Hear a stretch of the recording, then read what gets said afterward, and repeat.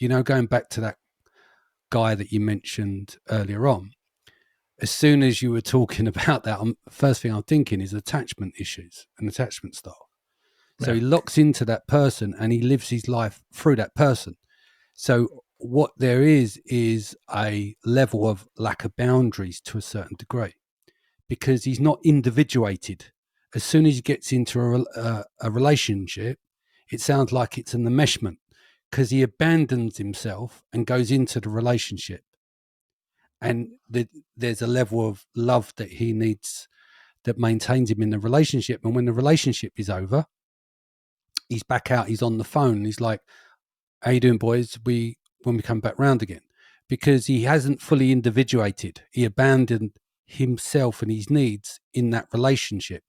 It's like when you talk about my other half. Well, they're not the other half because you're a whole. Does it make sense? Definitely. So you go into relationships as two wholes, and in that relationship, both parties have their needs met. It's reciprocity that maintains a long-term relationship. Because if there's a disbalance in power in the relationship, one's happy, one's miserable often, or they both end up miserable. So there's a lot to unpick there. Yeah, because when a lot of people, it's because they change, like that guy would go into a relationship and he would become this version of himself, and girls are attracted to you at a certain level.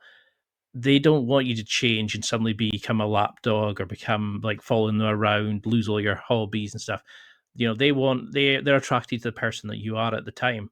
And I think I see a lot of guys suddenly they just give up responsibility to somebody else. They let their boss tell them what to do. They tell the partner tell them what to do.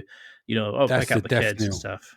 Yeah, basically, if you turn yourself, not she, if you turn yourself into one of the children, you're going to kill any genuine burning desire. That's when you get dead bedrooms. But going back to your point, we all do it. I've done it. We all do it, and our partners will get complacent.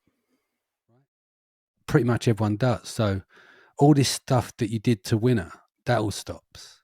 All the stuff she did to win you over stops. So then marriage goes through phases, yeah. So people get bored sometimes in the relationship. Attraction can go. Sometimes the attraction comes back. So if you look at statistics, over 50% of marriages fail. 75% of second marriages fail, right? So marriage isn't like a Disney fantasy. Maybe for the first 6 months when the oxytocin is sky high for both parties, right? You're going at it like rabbits. But what it is with a marriage is a constant investment that comes from both parties, right? So if one only tries in the marriage, then the marriage becomes a zero-sum game, and where there's only one winner and the other one becomes a loser, right? And I've learned a lot through this stuff, because whilst I don't have any letters after my name, I've had a front row seat to 5 marriages and divorces, my mum.